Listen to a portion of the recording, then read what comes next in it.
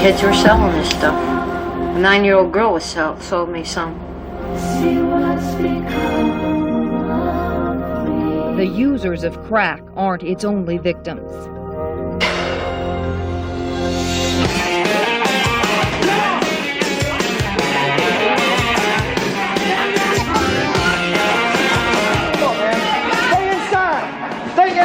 Oh, God, don't hurt my children! Children are the most tragic victims. In Miami Beach, this baby is taken from her pregnant mother, who police say sold crack to undercover officers. An alleged crack dealer led away in handcuffs crosses the path of children on their way home from school. And while police count the proceeds from the suspected dealer's sales, his son watches in confusion. Neighbors with children watch from across the street. They see this every day. SWAT, dogs, guns, violence. The people out here selling crack, they try to sell it to my son. Crack is bought and sold on street corners in broad daylight. Children are hired as lookouts, threatened if they refuse, educated about crack at an early age. What's your name? Tammy. What do they sell out here? Rocks. Rocks? Can you imagine bringing up children in a neighborhood where barbed wire fences are built 10 feet high to keep the crack dealers out?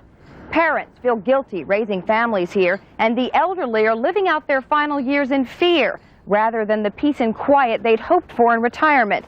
But they're trapped in a low-income world with no way out. I'm trapped on Crack Street, don't know which way to go. I'm trapped on Crack Street, confused out in the cold. I can't afford a new house.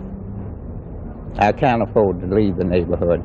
No way out of here. There's no money, no jobs, no nothing. I've been very happy here. I'm no longer happy here. We want to get out of here real bad, but we can't get out.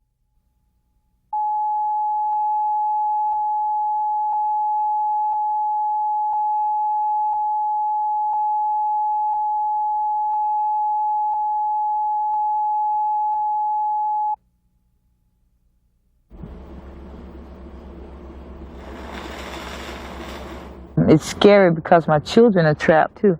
This is Preston, my godson. He's 2.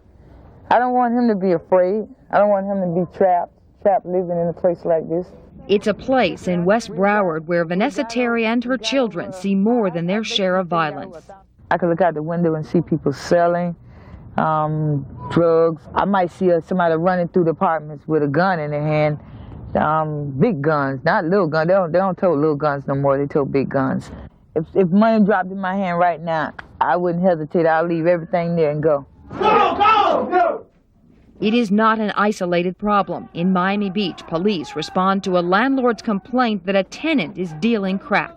12 o'clock, they go in alley and they break bottles, they fight. They crazy. She'd like to move, but unless the building sells, there's no money. I must sell it before, how I can move. And there's no buyers. No. I do feel trapped, and it's not a good feeling. Lemuel Wilson has lived on this street for 33 years, long before crack arrived on the scene, and despite the danger, he refuses to deny himself the pleasure of a daily walk. I like to walk and watch the plants grow and watch the birds and whatever scenery there is, I enjoy that. But before all this started, it was a joy. Now it's a chore. Any time that you do something in fear for your own safety, it's a chore. It's not something that you enjoy doing anymore. I can describe it very much as being like a prison without bars. In a prison, you have protection from those coming in from the outside harming. In this life, you have no protection from that. So, you just live in fear.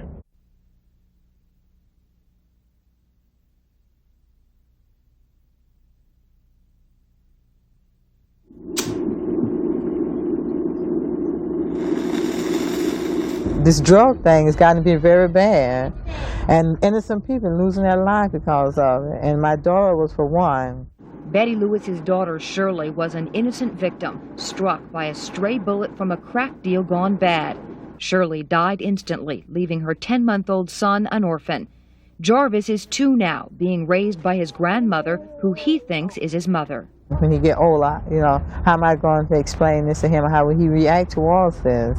Will he get angry, bitter with life, or will he, withdraw from life? Betty Lewis is bitter and angry over her daughter's death. When I want to visit her, I have to go out to a grave where the people that was doing this, they're still alive. Why didn't they shoot each other? Why did it have to be her? All because of this stupid stuff they call crack or whatever. Some crack cocaine. That's why he got shot. Not a day goes by in Fort Lauderdale where police don't respond to at least one shooting, sometimes 3 or 4. They say 70% are crack-related, and that's a conservative estimate. Usually it's the drug dealers shooting each other, fighting over turf, or the users ripping off sellers for their next high. I have no sympathy, none whatsoever, for an individual laying here in the gutter that's had his head blown away because he was out here ripping somebody off for their crack or trying to buy crack or sell crack. I mean, I guess that's, one of the hazards of his job. But more and more, Homicide Sergeant George Hurt is called out on shootings where innocent people are caught in the crossfire. If you're willing to shoot somebody for your next crack or your next rock, you're damn willing to shoot anybody that gets in your way. 9-year-old Isaac Holton got in the way of a shootout over crack. A bullet penetrated his lung and lodged within centimeters of his heart. Isaac survived, but he will be scarred physically and emotionally for the rest of his life. I think it's going to go away, but some people tell me that it's not. They tell me that it's going to stay on there until I die. Isaac's family moved to a new neighborhood after the shooting, but he says nothing's changed. Shooting, people getting killed, and selling drugs. What happens when you hear a gunshot? Get scared. Do you wish you could live in a neighborhood where they didn't sell drugs and shoot guns? Yes. I think there'll be a lot more innocent victims.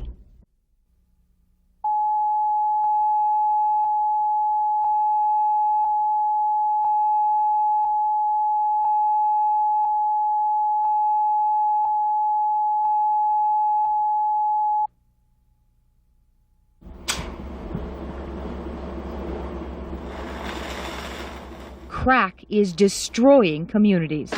Open! And no amount of police force appears able to bring it under control. It's an epidemic. We're not even touching it, and with the amount of police law enforcement we have now, we're never going to stop it. The cops are outnumbered by the crack dealers and users, and they can't keep up. But it's not for a lack of trying. Some of South Florida's larger police agencies are devoting an enormous amount of manpower, waging an aggressive war against crack. And in some neighborhoods, residents fed up are fighting back. In the area you live in, you are obligated to get out and put some hours in that neighborhood. That 31 going to Carolyn Holmer is a Fort Lauderdale police aide. She is not trapped on a crack street. She lives there by choice, hoping to motivate residents to clean up a neighborhood she grew up in. When I look out this window, I'm looking for anything that's moving, especially running. So when we hear shots, we got to start a chain reaction on telephones. To keep that kind of stuff out of our neighborhood, you got to call. But few are likely to pick up the phone. Somehow, they're going to find out who's doing the calling, and boom, your life is in jeopardy. And to get them to come forward and say, hey, I just saw so-and-so do this. It's like getting blood out of a turnip. I sees nothing, knows nothing, hears nothing. That's the way it go with me. You see a lot. I sees nothing, hears nothing, knows nothing. They want the police there to run these bad guys out of their neighborhood. But who are these bad guys? And if you catch 1 or 2 drug pushers or something like that, you haven't done a thing, honey. You haven't dented at all. So what's the sense? And don't dump on law enforcement for not putting a stop to it when you're the one that lives there and you're not willing to come forward and help too. Just 2 weeks ago, a Miami woman willing to put a stop to it stood up to a crack dealer, told him to take his business elsewhere. He responded by spraying her home with machine gun fire, killing her 3-year-old daughter. It's tragedies like that that make people think twice before speaking up.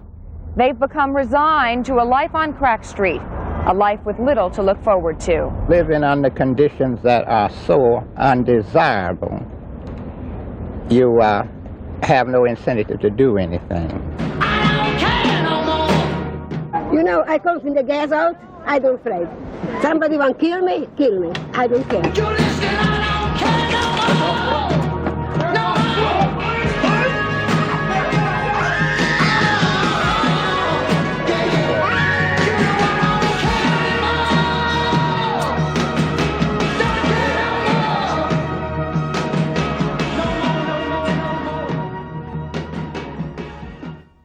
Jerry Helfman, News 4.